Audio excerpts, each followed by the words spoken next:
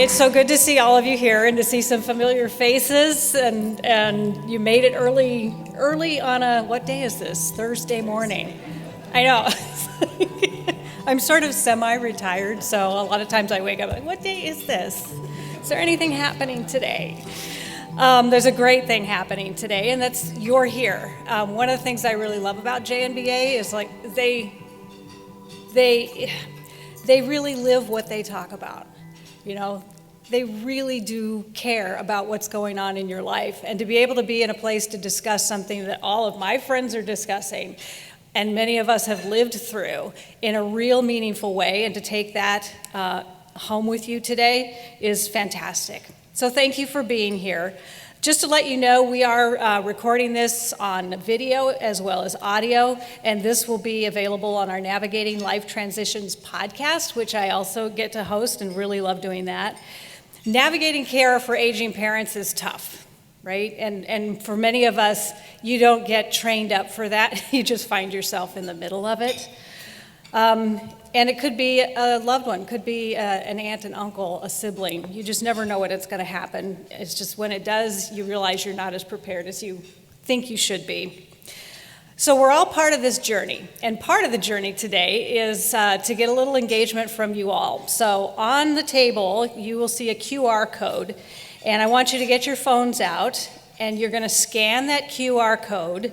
If you need Wi-Fi, it's Weston VIP, but I think the reception in here is pretty good. Scan the code, you'll press on the URL that appears, and you should see a Slido thing. Everybody see that?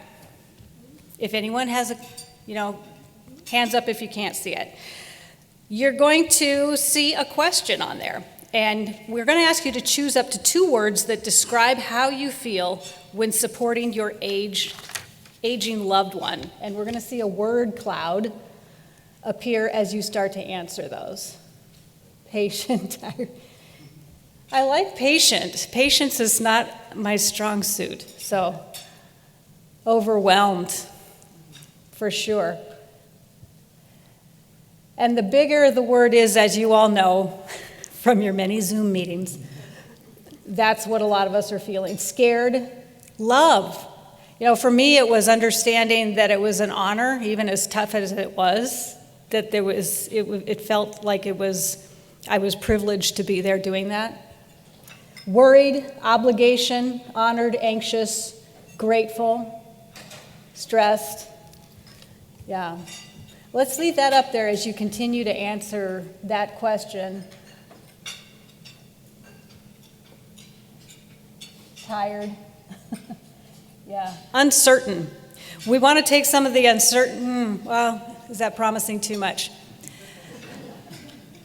A little bit of the uncertainty, because you'll get some answers from the people who are to my left here, because they've been through it and they have some interesting perspectives. And we had some calls beforehand so that I could get to know them a little bit better. And they're all wonderful, very accomplished people who found themselves in a sea of uncertainty and anxiety and stress and love and feeling honored. And these are all really accomplished people who know this stuff, but when it's you, it's different, right? We're going to introduce everybody. Kim Brown, immediately to my left, president of JNBA. Stephanie Rossi, who is a senior advisor at JNBA, and her husband, Michael Rossi, joining us today. He is a nurse who works with hospice clients, so he has a lot of background in that. And Mike Doomer, who is a physician who has also worked in the field of hospice care. Everyone has lived through this aging parent journey. And each of them is going to start by telling a story, a little bit about your loved one. Kim, we're going to start with you. And Kim is going to speak about her mother, and I want each of you to tell me first a little bit about your parents, and then the journey that you went through. Kim? Okay. Hi, good morning, everyone. Thanks for coming. So my mom was a very fiercely independent person. She was widowed. Her name is Kathy. She was widowed at 55 when my dad passed away. She never remarried. Her career was a surgical nurse. She worked at Cook County Hospital in Chicago before she moved to North Dakota with my dad. And for most of her life, she was healthy. She was a breast cancer survivor. She did end up having a heart attack and a pacemaker.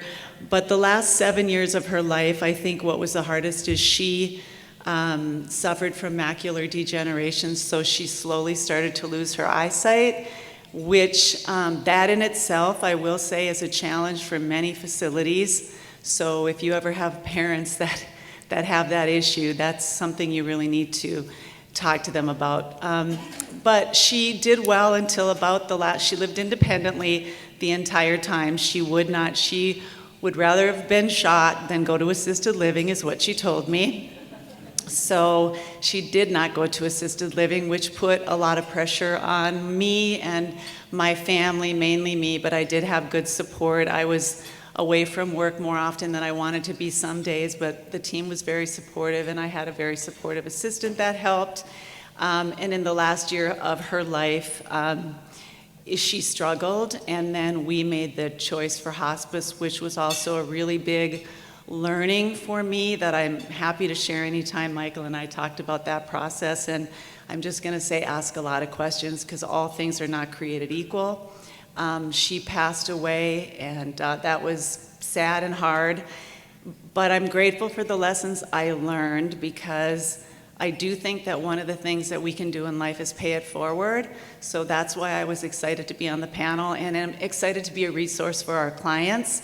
I did a lot of things right, but I did a few things wrong, and we all do. So I hope that you know that we will always be a resource for you. But that's my mom. She was a fighter until the end, and a tough cookie. Yeah, Cook County Hospital for sure, and she raised a great daughter. Mike Doomer is joining us as well, and Mike, your mother was? Rosemary? Yeah. Tell us a little bit about Rosemary. Yeah, my mother was, again, fiercely independent, very vibrant, outgoing person. Autonomy was her big thing. She was she wanted that more than anything. She started out as my father was a physician. I was a physician as well, so she sort of transferred to me after my father died. I was sort of the one that she came to, although I had 3 other siblings who were involved. 2 of them were out of state, but the other one that was here, and their spouses and my spouse, helped with her care as well. But she kind of looked to me to support her the most, because like I say, I looked like my dad, but he was better looking. But anyway, she went back to school to the University of Minnesota at age 40 and got a master's degree, and then became a marriage and family therapist and practiced until she was 78. My father died 15 years before she did. She died last year at 97. The big thing about my mother was that something she kept hidden from everyone except the family, was she was severely bipolar. Which meant in the first 20 years, her first episode was when she was 20, then 40, so the first episodes were very spread out, but they were severe. She was hospitalized. The only thing that ever worked was electroshock therapy. No meds ever worked on her. And she became more and more severe as she aged, so she'd have 3 to 4 episodes a year where she'd become completely dysfunctional. At some point, we'd have to feed her because she couldn't do anything. And then she'd get her shock treatments, and then she'd be back out driving and working and doing stuff. So we had to sort of take over fairly early on. And it was a case of not her asking. We just had to take over because there was no other way to do it. Her living progression was that she lived in a large home for 5 years after my father died, but eventually realized she needed to live in a more structured environment, so she moved into a senior apartment in a very nice place that then had assisted living. When she did attempted suicide at one point, was down, and that sort of took her down for a while, and we realized after that she couldn't drive. The driving was the main thing that then said we have to go into assisted living, because she couldn't go shopping, she couldn't get to her hairdresser, which she had to do every week, at least once a week. And So then she went into assisted living for 3 years. Then ultimately, when she couldn't get her ECTs or shock treatments anymore, it was just a roller coaster constantly, and she ended up in the nursing home. With that, she also started gradually getting some dementia. Couldn't walk. That was the main thing that pushed her into the nursing home. And then she, as I say, she went into hospice. She graduated from hospice somehow. They're supposed to have 6 months to live, and she lived a year and a half on hospice or something like that. But ultimately died last year. Okay. Thank you, Mike. It's a long journey, right? Long journey. You made it through. Stephanie and Michael, so a lot of you, we have spouses here in the room who have been on the journey with their loved ones as well. Stephanie and Michael went through the journey as well, first taking care of Stephanie's mom and then Michael's dad. Stephanie, tell me a little bit about your mom. Yeah, so my mom, I think her picture's up there. You can see how sweet she was. She was always sweet her whole life. My mom was a newspaper reporter for 45 years, so that was back when newspapers were a big thing. And she was so proud of herself because she didn't get to go to college, but she was able to become a newspaper reporter. My dad passed away at 64, so he was very young when he passed away. And my mom did not let that hold her down. I can tell you, she loved life, she loved people. She honestly never said a bad word about anybody, and I can say that. I know my husband can vouch for that as well. She loved to travel. When she retired, she traveled internationally with her siblings and just had the best life. When she started to slow down a little bit, she started to help us with our kids. So our kids were little at the time. We actually we had just built a house, and we made sure that she had a room in our home where she could really come and go for the until actually we moved out here to Minnesota about 13 years ago. So it was kind of a natural progression with her. It wasn't that she was living on her own. She was always kind of part of our family and always there. Every vacation she would go on with us. Every little travel she would be with us. So when we moved out here to Minnesota, she was about 80 years old, and a lot of her friends were passing away, unfortunately. She had a lot of friends that were older. And I said, Mom, I feel like you should come with us. She said, okay, I'm up for an adventure, let's go. So she came with us, and then, honestly, probably 5 to 6 years after being here with us, she started to develop dementia. And it got progressively worse along the way, and it was hard. Dementia is a really hard journey to watch somebody go through, especially somebody who was so vibrant and loved life.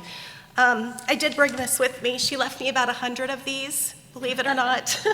My mom, because she was a reporter, she loved to write things down, and she kept this journal, and I'm going through them. It's fun to see. She loves everybody, nothing bad about anybody ever. So I haven't found one yet where I did something wrong, which is great. So my husband and I, ended up taking care of her. We kept her home the whole time. She did not go into a facility. She was with us. My husband's a nurse. He worked on the weekends at nights, and I, of course, was working during the days. So one of us was always there. We could not travel together, just the two of us. I mean, I know a lot of the JNBA people will say you never really saw us both at an event for about 2 years because we couldn't leave her. But my mom died last summer at the age of 92. We were on our last adventure, actually. I'd taken her to see my sister in Pittsburgh, and she got sick, which was, she had a blockage and got very sick, and that was kind of the end. She passed away within like a month and a half after that.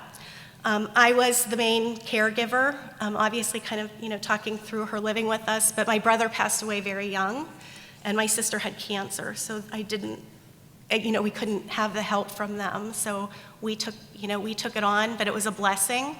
And quite honestly, my sister and I at the end both had about a month with my mom together, and it was probably one of the biggest blessings that we could have had. So miss her terribly, for sure. And during all of this, so as your mom was it was declining. Yep. Michael, your dad was he had had issues, but they became more acute, and you became involved in his care directly. Yes. Tell us a little bit about him first. My dad, all right. Stephanie's mom was the greatest patient, greatest mother-in-law anybody could ever ask for. My dad, he's a pain in the butt. As a nurse, he was the kind of patient I'd pass off to another nurse, trust me. I didn't have that choice, though. My dad was it's kind of a funny story. He was basically a gangster from Detroit he died at 93, but a long time ago, my mom was a small-town homecoming queen from Pennsylvania and said, I'm not going to live this lifestyle. We're going to change. You're going to change, or we're going to change. And my dad decided to go with my mom instead of going to Vegas and run a casino, and became a barber in a small town in western Pennsylvania in steel country. And some 10 years later, my mom asked my dad, she said, Frank, you've fallen away from the church. I want you to start coming to Mass with me. And for the last 60 years of or probably 50 years of his life, he went to daily Mass with my mom. And the lifestyle he led to what he became at his funeral, he had 2 deacons, 5 priests, one being his grandson, and the bishop showed up for his funeral. So it was a total story of redemption Dad, you were a pain in the butt, though. So that is his story. But my mom passed 3.5 years ago, really. And at that time, my dad had to come and stay with us for most of the time. My brother and I, my oldest brother's a physician, and I'm a nurse, so we basically took care of our parents. And so my brother he's a physician, so I'm sorry, Mike, but physicians stay with their patients for 5 minutes. Nurses stay with their patients for 12 hours. So I was my brother was really good at fixing the machine, but I was my dad's buddy. So he always wanted to come and stay with me. So he came and lived with us. And he lived with us through the entire journey of Steph's mom, and then lived another year longer. And my brother and I shared his care, and it went really well. We gave him the best care that we possibly could. It was very difficult at times, and I'm sure we'll talk about some of the things that you have to do, giving up car keys and things like that. But it was a really good experience. Like I said, I would take care of Stephanie's mom over and over again, but taking care of my dad was very challenging. Yeah, a lot of travel between you and your brother. And yes. And did he pass at home or in a hospital? He passed at home. Okay. So you've heard a lot of stories. What amazes me is how accomplished everybody's parents were, including a gangster from Detroit. You don't hear that very often, right? I'd love for you to take out your phones one more time and connect with that Slido question, which is, what caregiving tasks or responsibilities do you wish you understood better when supporting your aging loved one? Or what do you want to know about if you're not at that point yet? Because not everybody is, and you never know when it's going to happen. Managing household tasks and safety, yes. Because I assure you, none of your parents want to go into assisted living unless they've really planned in advance, which the JNBA people will talk to you about. They all think they're going to stay home, and they all think they're going to be really healthy until they're not. Navigating healthcare systems, we have some experts at that. Lots of questions, lots of things, and I'm now in your way. Coping with caregiver stress. Let's start with the first one, coordinating in-home care and assisted living. who had that situation? Because a lot of you were very hands-on and the only caregivers. Kim, you're, Yeah, I didn't have at-home care, though. okay. My mom lived independently in a facility, and then when she got worse, I wanted to be closer to her because she was 45 minutes away from me in Chaska, so I moved her closer to me, but she was still living independently, so we never did bring care into her home. You dealt with hospice, though, and I know that did. all of you, not all of you, but most of you did deal with hospice at some point, and you had some really strong feelings I do. about that. I do. And asking questions, and you feel like your mom, you think you could have waited a little bit. Yeah, I had a really bad experience with hospice personally, and so I was in New York with my nieces. My mom fell, and thinking back on it, my mom did not have any memory issues at all. She was always very, very with it. She knew what was going on. She knew everything, and so I got a call from my sister-in-law, and she's like, the hospice nurse is saying we should start the process. And I said, well, she fell. She's probably, in pain. She's probably got something going on. But what I didn't understand is hospice, and they're not going to do things to help you. It's about your comfort only. It's not really about helping you to stay alive longer. And the experience that I had with the physician at the hospice that we used was not very good. My mom had lymphedema severely, and one day I came, and if you're familiar with lymphedema, you can get, her arm was massive. And so I called hospice. I said, we need to get somebody to come and wrap her arm. And they told me no. So I found it through a friend of mine. I found an independent service, and a wonderful lady took care of that and did all that. But ultimately, for me, the hospice experience was bad.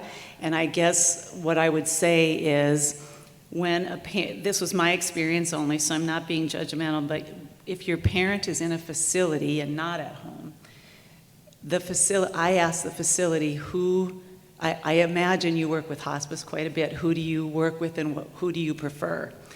I just sort of went with what they told me. And if I were doing it again, I would interview hospice organizations. And we're working right now on a list, and Michael's going to help us, for our clients to be able to ask the right questions. One of the things that was really horrible is my mom never had the same nurse. So it was a horrible experience, and I actually was able to have a conversation with the head of the hospice, and I do know that my comments and complaints went to their board. I don't know if that would matter, but it's a really important choice, because in that moment when that process starts, you are not in a position to really think straight, because it's happening. So I never had to coordinate care. When we signed hospice, we had them for like 4 months, I guess, but they didn't really, again, I didn't really understand the difference between what was the facility going to help with. And the thing I will tell you is, once I put my mom on hospice, the facility that she was in just kind of was like, okay, well, now she's on hospice, and they'll watch her, they'll take care of her, we're going to do not much. I didn't understand that either. So, I was just uneducated, and I have so many resources, but, I'm kind of I don't want to bother people, but I'm just going to tell you, bother people, ask a lot of questions, because then you won't have any regrets. Yeah. I would just like to comment. I was a hospice director for about 15 years of my life out in a rural town, and I would say, and my father was in hospice, my mother was in hospice. We've had different experiences all along, and I think just like any system that involves people, there are infinite ways to fail. So hospice itself is a good idea. Yes. And but you have to remember that You are the advocate. You're the primary advocate for your loved one, and you cannot let that go. You have to be advocating. I always said when patients came to me and complained about something, I said, I don't look at you as a squeaky wheel. I look at you as information. You're giving me information. We're doing this as a team, and I need that team member. I need people to tell me what they're seeing that I'm not seeing. Nurses are the absolute, they save my life every day. And patients, loved ones have to be there. And the trouble is, when you hear that no from hospice, you have to be able to say, no, this is what you're going to do. For example, when somebody falls and breaks their leg on hospice, their philosophy is to not hospitalize. But if you break a leg and the bone is sticking out someplace, you do that. And what hospice can do then is just sign you out of hospice, Right, because they know right, they're they going to do sign that. out. So they have to do some certain things. But otherwise, it's generally a good program, but there are infinite ways to fail. Yeah, we had a similar experience with my dad. Michael, what's the difference between hospice and other kinds of care? What is that differentiation? And then I want to get in with you. You had some points to make with regards to legal stuff that you should have in line for any of this. Well, I mean, I agree with Kim. I think you should look at the different hospice organizations. I'm involved with one now that I feel goes the extra mile, a lot like JNBA does for their clients as far as financial is concerned. But you definitely should review and interview, and you have a choice as to which hospice organization you want. Steph's mom had a great hospice experience. Amazing. It was absolutely amazing, and we were blessed to have it. What, if I may interject, what made it great, Stephanie? Yeah, so first of all, it's actually the hospice that Michael works for now. That's the reason why he went to work That's the reason for I them. went to work for them. Yeah. So these people were so caring and so amazing with everything that they did. They helped, obviously, with, my mom wasn't in any pain, but we had all the pain medicines. We had the same nurse all the time, which is kind of like, that's a big deal, because my mom actually got really used to the nurse and the other team members, that she loved them. She just felt really comfortable with them. And they were there all the time. I mean, I feel like somebody was there at least once a day. Yeah, Every day, and they were kind. And I just felt like she had a really, really peaceful end of life. Yeah, so some of your hospices, you'll have the corporate mentality. And it's like Kim said, the facilities will say, well, hospice is taking care of you now, so we're done with you. And that is true, and it's sad. But the ones that advocate not only for the patient, but for the caregivers as well is very important. Our hospice nurse took a night and told me and Stephanie, when was the last time you guys have gone out to dinner together? And we said, well, it's been a long time. And she said, well, Saturday, set a date. I'm coming to stay, and I'll watch your mother-in-law, and I'll watch grandma. And we went to dinner. So, I mean, that's talk about going the extra It's the mile. people. It is the It's people not that you're yeah. concerned. It's not and the one thing I do regret is they were so good. I wish we would have, and this is something that you might want to think about, I wish we would have started it sooner. When people think of hospice, they're thinking someone's on their deathbed, end of life. And as Mike said, his parent graduated from hospice, and that's fine. That's beautiful. Yeah. All right, that there's nothing wrong with that, but at least they were there, and you do graduate, and then you go back in, and then you graduate again. I mean, it can happen. That's absolutely fine. Yeah. There's nothing wrong with that. And if they get an infection or something goes on, they get discharged, they get treated, and then they come back. But it's all about comfort. But not only comfort for the patient, it's comfort for the caregivers as well. There is such thing as caregiver strain. I think that was one of the words on the board. caregiver strain does exist. It's very hard, and it's very hard for people to experience for long periods of time. And you feel guilty because it is one of your loved ones. It is something that everybody needs to be aware of. In the interest of time, I am going to move into something that you brought up, Michael, and Kim, I know you can speak to this as well. But whether your loved one, wherever they are, there's going to come a time where you're making decisions. If you don't have the proper legal documents in place, you're not going to be able to do some things. And you were pretty insistent about that legal end of it. Michael, can you quickly go through some of the things that you believe people should have in place? Well, they should definitely have a health care directive. I mean, that's very important.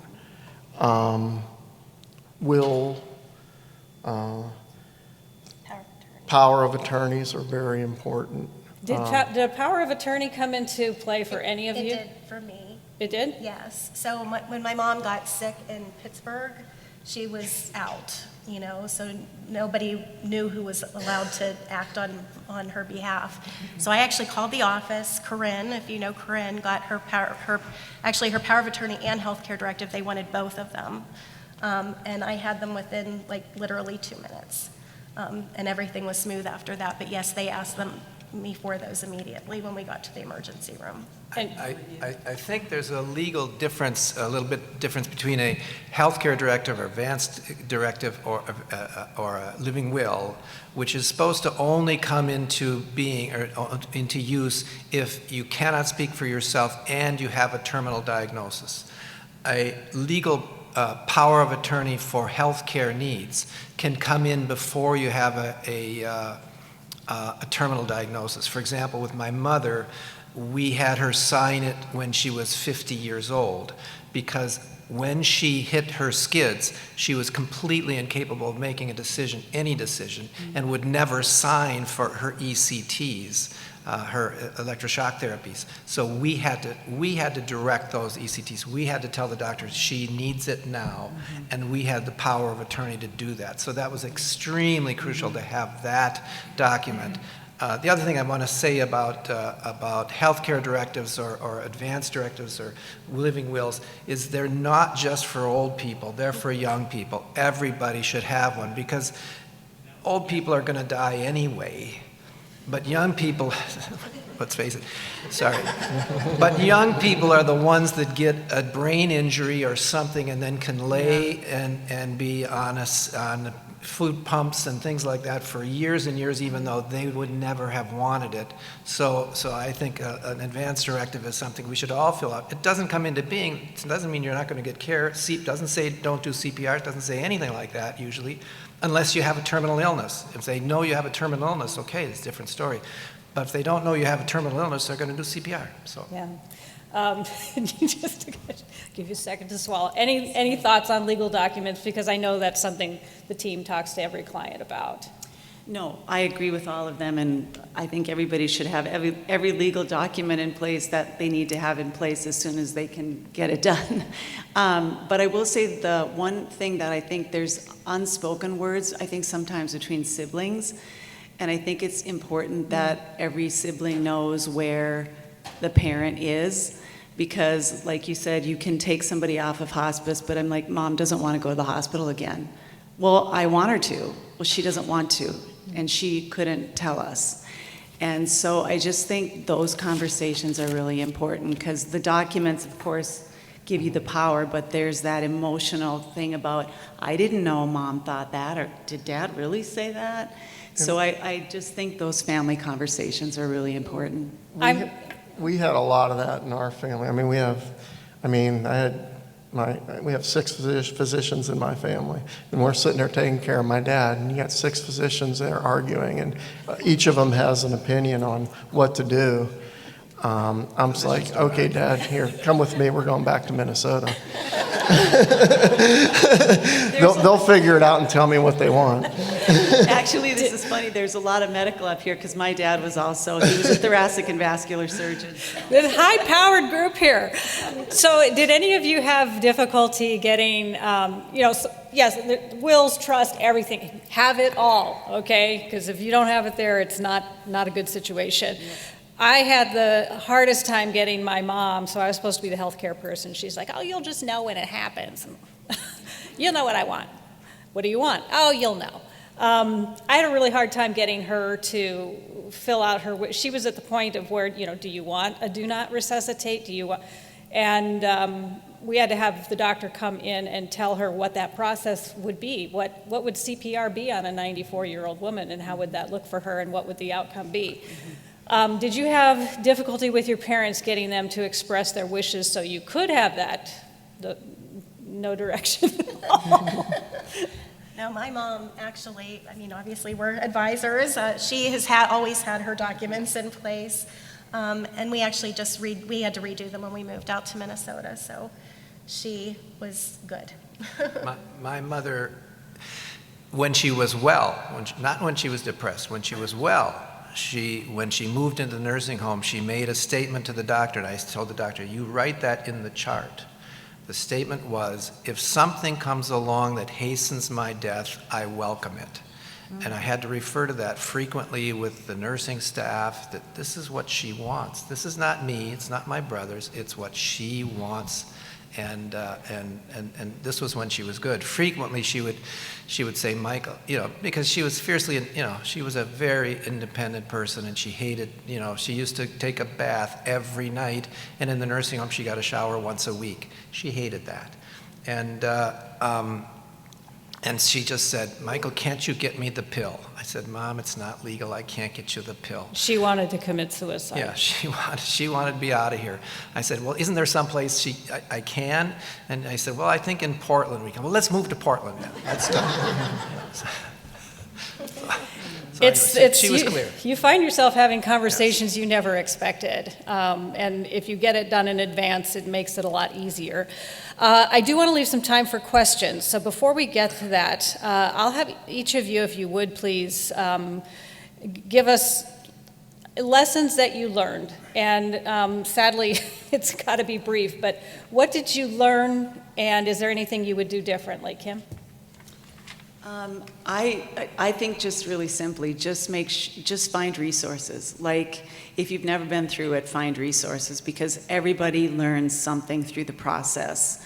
And also, it is a really important decision if you're going to move your parent into a facility.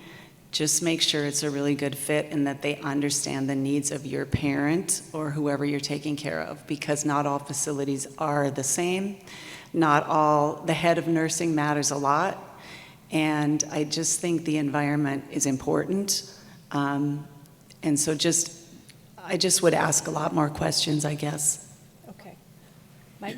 I think I already said it, but basically being a squeaky wheel is your job, as a loved one. You have to be the squeaky wheel and be advocate, because there's nobody else that's going to advocate like you can do. The other thing is I learned, I didn't know this, there's a patient bill of rights in the hospital. I gave those out 1,000 times. I didn't know there was one in the nursing home, but there's a nursing home bill of rights. Get it, read it. For example, in my mother's case, she was doing some choking and had some difficulty with that, and so they wanted to change. They had somebody see her and say, oh, she needs to change to a different diet. She said, Michael, it looks like somebody threw up on my plate. I don't want to eat this. I said, we're not going to do that. So they came back and said, well, you have to. I said, no, here's in the Bill of Rights, it says you have the right to refuse specifically changes in diet recommended by the facility. I thought, there it is, right there. So knowing those kinds of things, also very helpful. That's a good one. Stephanie? I would say talk to people that are going through similar situations. I can tell you we have a really good support system. My friends from college are all going through these same things with their parents. And just sharing and knowing you're not the only one that this is happening to is really, really important. The other thing that I'm just going to reiterate what they said about advocacy. Remember, you're the one that knows your family member the best and what they need, and you can see what's happening to them as they kind of go downhill. So I would say always advocate for them. Don't let them feel like they're alone. They're scared. I saw some of the things on the words up there, that scared was one of those for you, but your loved one is scared too. And so I would just say, love on them all you can. That's the most important thing, and be their advocate. Michael? You're going to make mistakes. You're not perfect. No matter how hard you try. But just do the best you can and don't feel guilty in the end. That's all. There's no reason to feel guilt when they do pass, that you could have done more or something like that. You did the best that you could, and you love them, and that's all you can do. That's really, thank you for that, because we all feel guilty, 100%. You look back and say, could I have done something different? And yeah, you did the best you could. We have one question that was submitted, and then if you have questions, please raise your hand. And also, Jonathan, can you raise your hand real quick? So he has a business here in town with Radha, his wife, where they help people choose care for elders, and often people come to them when it's a crisis, but you can come to him before it's a crisis. And he's a guest on one of our podcasts we'll be talking about. If one parent has early dementia and the other is taking care of them, saying, I'm good, and they're living in their current home, how do you get them to understand the importance of getting on the list for assisted living? Having that discussion. I mean, everybody thinks they should be the caregiver for their spouse, and they don't want to give that up, and they don't want to put that on their kids. And if there's dementia involved, it's even harder. Michael, I'm going to start with you, because you had a similar situation. Yeah, we had that situation. My mom had dementia for 2 or 3 years prior to her death, and my dad was taking care of her, living near my brother. My brother actually ended up building an apartment onto his house, a separate actual apartment attached to his house, so that they could reside there the last few years. But my dad was very adamant that he was going to take care of my mom until the end, and it grew too difficult for him to do. Luckily, we had the resources that we were able to take them in, but we had to definitely keep them closer to us at that time. But how did that conversation go? It was very difficult. How did you navigate that? It was very, very difficult. My dad was very stubborn about it. He was independent. Me and Mom were fine. I can take care of her. And just eventually, it was just, Dad, you can't do this. It's not safe. The best thing for Mom is to come and live with, come over to our place now.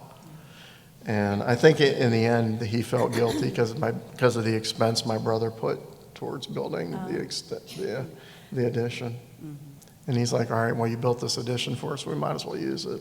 A lot of times there's, something that precipitates, if somebody falls, somebody gets hurt, and then it becomes apparent. But anybody else have any advice on how to talk to parents? I didn't have that with my mom, but we had it with Richard's parents. Richard's dad was getting memory issues and was getting to be a lot for Judy, who is still doing great, living independently at 93. But it was just wearing too much on her. And this, I think, is the bigger thing. I think that's hard. There is a balance between what they want and what you know is right. And that's the hard thing, because it is their life. But it isn't, because now it's part of your life, and so that was challenging. But we just basically said, you can't do it anymore, Judy. He's too much for you. We need to move you, and we're going to do it. And at first they didn't like it, but then they were glad they did it, and we just made that decision, and that was how it was going to be. I think I would just add, I think there's a transition between reasoning with people and then managing. At some point, you just have to realize, I have to manage this. I cannot just reason with them That's anymore. a better way to say it. Sorry, no. I always said that in my life as a hospitalist, I dealt with a lot of alcoholics, and I have to say, alcoholics were people I couldn't reason with, I had to manage. And that's what I realized with sort of... Kim is a dementia. president of an organization, and so she's knows to speaking manage. from how she does that. Does anybody in the audience have any questions at all? I have a question. In terms of being the caregiver, what were some lessons you learned about being a caregiver, whether it's taking care of yourself or some great trick that you learned? Michael, we'll start on that end of the table. Well, I mean, I became a nurse because I knew I was going to have to take care of them someday. So I made a change of career, 13 years ago. And I'm glad that I did it. In terms of being a caregiver, and you spoke about date night, a lot of caregivers, they think they'll go 24/7, and that's not good. Right? No, that's not. You do have to take care of yourself. It's very different. And it's important that you take care of yourself because if you take care of yourself, you take better care of your loved one as well. Stephanie?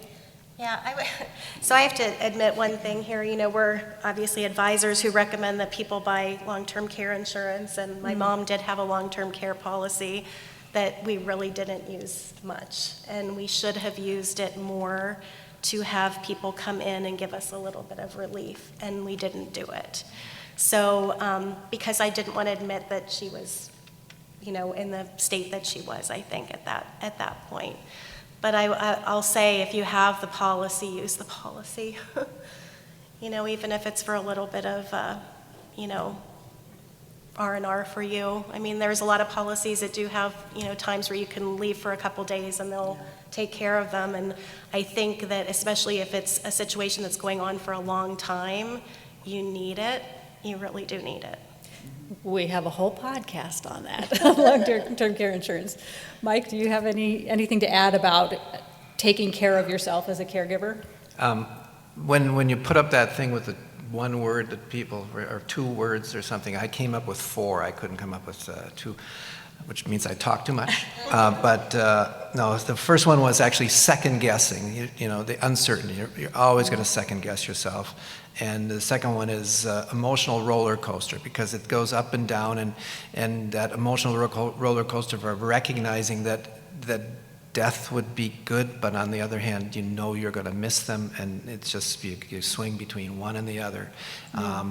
The other thing I think I wanted to say back when you brought up, what about in-home things? For my father, we had some in-home things. It was something like Caring Angels or somebody like that came in. They were great. They came in, they knew him. It was the same person. They came in 3 times a week. And eventually they knew when he couldn't stay there because he kept falling and he was too big. They couldn't pick him up. So they said, he's got to go someplace. And so that was very helpful. Also, palliative care is something that's short of hospice. Hospice, you have to have a terminal diagnosis. Palliative care, you don't. And that's, I think, a Medicare paid-for service that you can get on palliative care and have some home health aide come once or twice a week or things like that can also help. So looking into that would be a good thing for JNBA to just put together. Maybe there's somebody that has a list of resources where they are and how you can get those things. Good handoff for you, Kim. Good handout, Kim.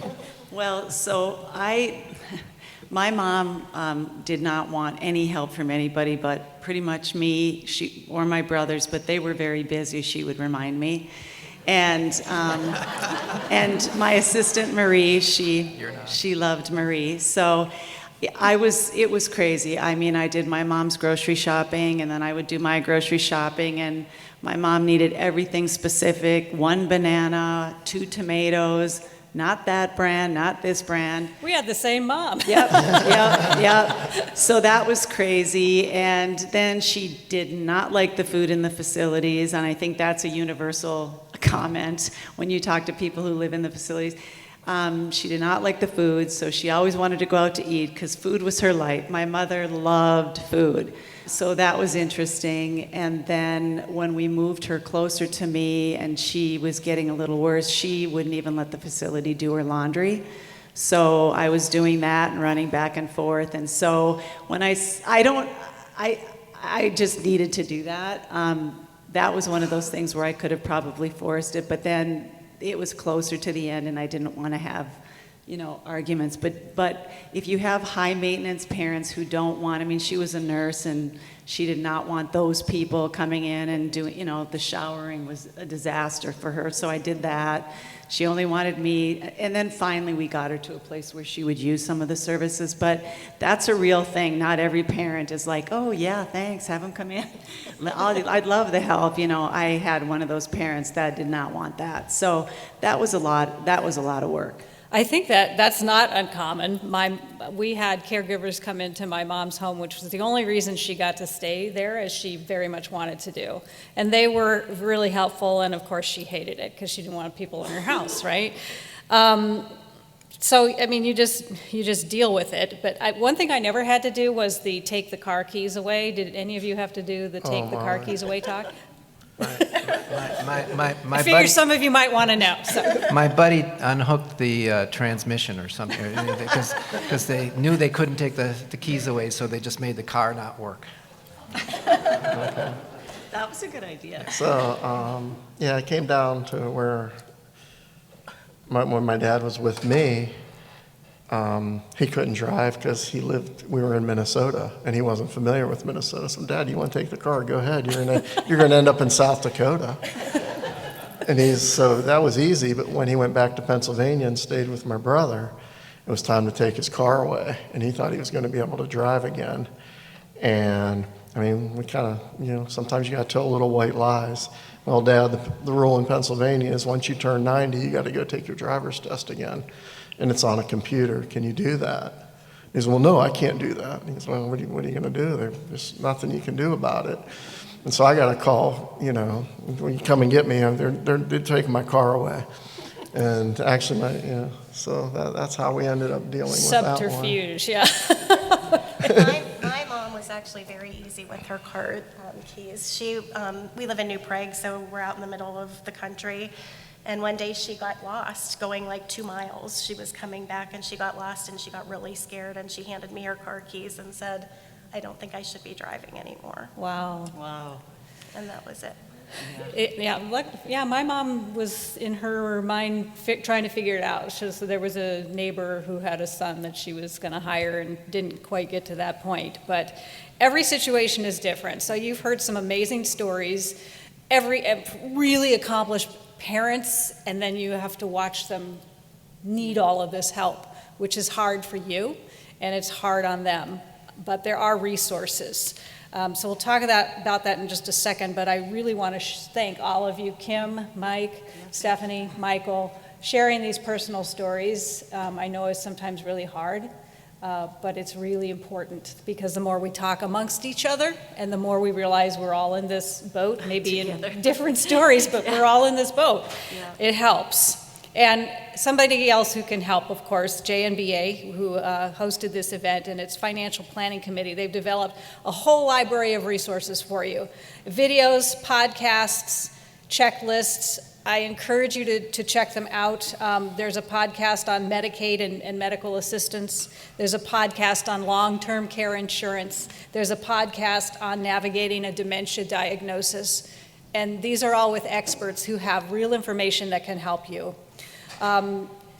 Estate documents, power of attorney, important considerations when there is a dementia diagnosis. And there is a link. You can go to the JNBA.com website and look there. You'll find the information there. And on your table, you'll see a little card that you can take with you that has a QR code that will also get you right to those resources. And I highly recommend it. And again, the Navigating Life Transitions podcast, which I get to host, and I learn more. Yeah, I learned so much. It's so helpful. I've taken notes. But check those out. So have a great day today. Thank you for being here. This will be a podcast, so if you missed anything today, you'll get to hear it again in a few weeks when it gets put up on the website. So thank you all so much, and thank you.